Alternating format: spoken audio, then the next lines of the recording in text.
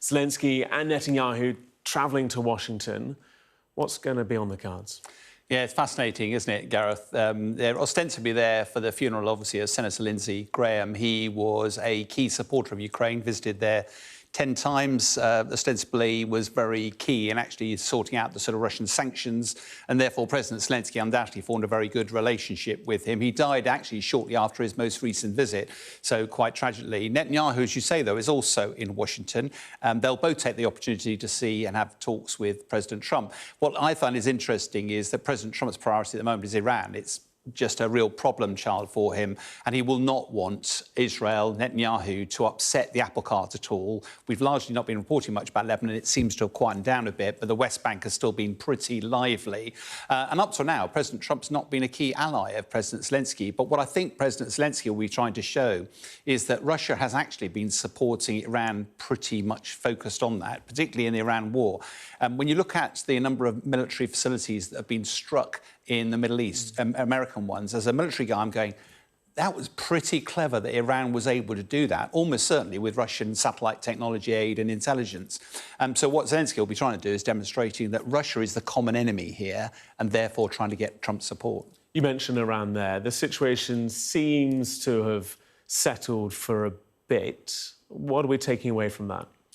Yeah, I mean, I think there were 13 days and nights of continuous strikes by America, and I wasn't quite sure as a military analyst, what are you seeking to achieve by this? And when President Trump was asked, he just said they've not received enough pain yet. In other words, it felt like he was almost trying to punish or torture Iran to force them into negotiations, and they would eventually capitulate. What actually happened, though, was during that period, the Bab al-Mandab Strait suddenly popped up. The Houthis started to disrupt oil, Saudi oil, and also disrupt global traffic. So actually, military action made a bad situation even worse. So I suspect what's going to happen now is there's hopefully the advisors are saying to President Trump, don't revert back to military action, some form of MOU. The talks are still ongoing in the background.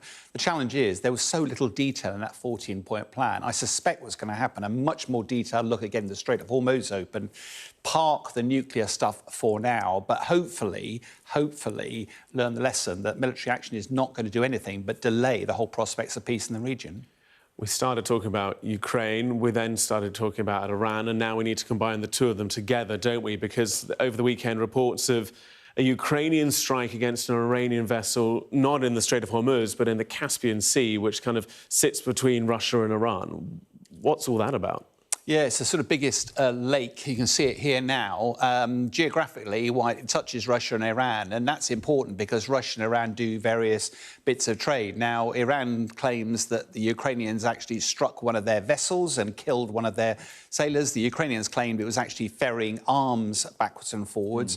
The truth is, it's very difficult to know with these one-off type strikes. What we do know is there is a trade agreement between Russia and Iran. You'll remember right at the start of the Ukraine war, Russia was buying in Shahed drones from Iran because now they're building them under licence. They've replaced the piston aeroplane engine with a jet engine on the back of them. And therefore, the trade has been pretty vibrant. But Iran's been pummeled. It's very unlikely to still be exporting stuff. I think the key message here, we just got to be careful in the media, to be careful not to report everything we hear. We haven't got too many cameras in the Caspian Sea. No. So let's be careful how we follow up these leads. Sean, good to see you. Appreciate it. Thank you.